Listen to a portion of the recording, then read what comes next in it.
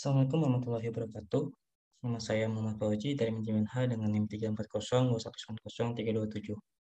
Di sini saya ingin menerangkan tentang standar operasional prosedur. Nah, yang pertama yaitu pengertian standar operasional prosedur menurut para ahli. Yang pertama yaitu menurut Cipto Atmoko. Standar operasional prosedur adalah suatu pedoman atau acuan untuk melaksanakan tugas pekerjaan sesuai dengan fungsi dan alat penilaian kinerja instansi pemerintah maupun non-pemerintah, usaha maupun non-usaha, berdasarkan indikator teknis, administratif, dan prosedural sesuai tata kerja dan sistem kerja pada unit kerja yang bersangkutan. Yang kedua yaitu menurut Salendra. Standar operasional prosedur SOP merupakan paduan yang digunakan untuk memastikan kegiatan operasional organisasi atau perusahaan berjalan dengan lancar. Yang ketiga yaitu menurut Insani. SOP adalah data dokumen yang berisi serangkaian instruksi tertulis yang dibakukan mengenai berbagai proses penyelenggaraan administrasi perkantoran yang berisi cara melakukan pekerjaan, waktu pelaksanaan, tempat penyelenggaraan, dan aktor yang berperan dalam kegiatan. Yang keempat yaitu menurut Laksmi. SOP merupakan dokumen yang berhubungan dengan prosedur yang dikerjakan secara kronologis guna menuntaskan suatu pekerjaan yang berfungsi untuk mendapatkan hasil kerja yang paling efektif dan bekerja dengan biaya serendahnya. Lanjut ke fungsi SOP. SOP merupakan alat bisnis yang bermanfaat sebab mengkomunikasikan cara yang benar dalam menjalankan suatu aktivitas pada organisasi. Adapun fungsi SOP yang sebenarnya adalah yang pertama sebagai konsistensi, memberlakukan standar operasional produksi secara konsisten agar dapat mengurangi terjadinya masalah pada kualitas yang ada.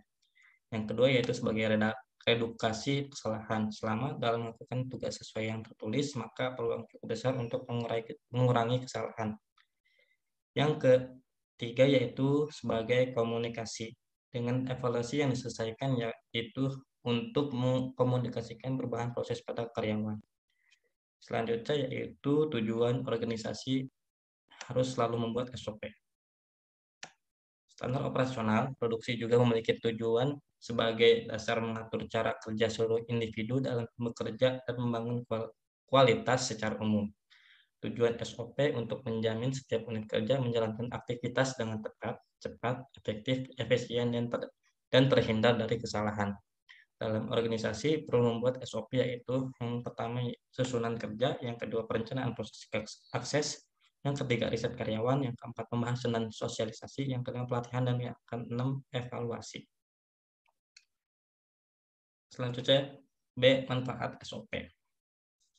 Manfaat SOP yaitu menciptakan lebih banyak struktur dalam kegiatan bisnis dengan dramatis, menaikkan produktivitas, dan mengurangi biaya akan memperoleh manfaat dari standarisasi berikut ini. Manfaat yang didapatkan jika menerapkan SOP yang pertama, keterbukaan informasi. Salah satu SOP yang baik adalah dengan memberikan individu segala informasi kesehatan, keselamatan, lingkungan, dan operasional yang dibutuhkannya guna melaksanakan pekerjaan. Yang kedua yaitu tetap konsisten. Standar operasional produksi juga akan memastikan bahwa operasi produksi dilaksanakan secara konsisten. Hal itu dikarenakan guna menjaga pengolahan kualitas proses dan produk. Konsumen menginginkan individu dari perusahaan tetap memberikan produk dengan spesifikasi dan kualitas secara konsisten. Yang ketiga yaitu penyesuaian jadwal. SOP memastikan bahwa suatu proses yang berlanjut tanpa adanya gangguan dan dapat terselesaikan sesuai dengan jadwal yang ditentukan. Yang keempat yaitu meredukasi kegagalan. Dengan mengikuti paduan kesehatan dan juga kesehatan akan memastikan terhadap bahaya yang menggunakan lingkungan sekitar dan akan membuat kemarahan masyarakat. Selanjutnya yang kelima yaitu kepatuhan terhadap hukum. SOP memastikan bahwa prosedur yang disetujui tersebut wajib diikuti sesuai dengan peraturan perusahaan dan pemerintah. Yang keenam yaitu sebagai standar pelatihan. SOP menyeluruh dapat dipakai sebagai dasar dalam memberikan pelatihan standar bagi karyawan baru dan dalam pekerjaannya. Selanjutnya yaitu Nah, sebelum lanjut ke SOP ya yang tadinya, kita membahas dulu tentang arti dan lambang flowchart dalam membuat SOP. Nah, di sini ada beberapa lambang, yaitu flow direction untuk simbol yang digunakan menghubungkan antara simbol yang satu dengan simbol yang lain. Nah, di sini ada terminator yang bentuk kayak gini, seperti opal ya, yaitu untuk permulaan start atau akhir stop dari suatu kegiatan. Nah, yang lingkaran ini yaitu konektor simbol. Digunakan untuk keluar masuk dalam penyambungan proses dalam lembar halaman yang sama. Nah, untuk konektor simbol yang seperti ini lambangnya untuk digunakan menyambungkan proses pada lembar atau halaman yang berbeda. Nah, di sini yang kotak seperti ini processing simbol digunakan untuk menunjukkan pengolahan yang dilakukan oleh komputer. Nah, di sini yang seperti ini lambangnya simbol manual operation digunakan untuk menunjukkan pengolahan yang tidak dilakukan oleh komputer. Untuk yang simbol ini, simbol decision digunakan untuk proses berdasarkan kondisi yang ada. Nah, lambangnya ini yaitu simbol input dan output digunakan untuk menyatakan proses input dan output tanpa tergantung dengan jenis peralatannya. Selanjutnya yaitu lambang seperti ini, simbol manual input digunakan untuk pemasukan data secara manual online keyboard. Selanjutnya lambang seperti ini yaitu simbol preparation digunakan untuk mempersiapkan penyimpanan yang akan digunakan sebagai tempat pengolahan di dalam storage. Lambang selanjutnya yaitu simbol prevident process digunakan untuk pelaksanaan suatu bagian sub program atau prosedur.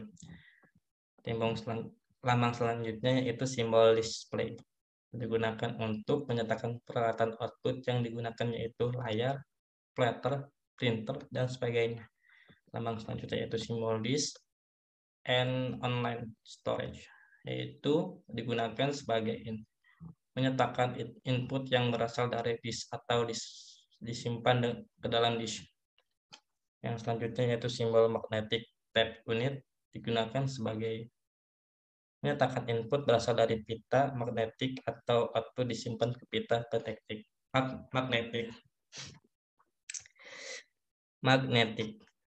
Yang selanjutnya yaitu simbol patch card gunakan sebagai input berasal dari kartu atau output ditulis ke kartu.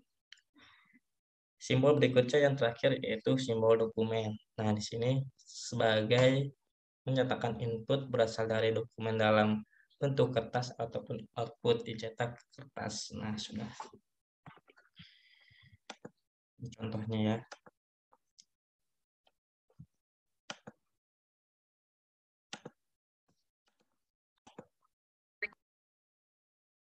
Selanjutnya, setelah kita membahas lambang dari flowchart, nah di sini ada 5 contoh SOP.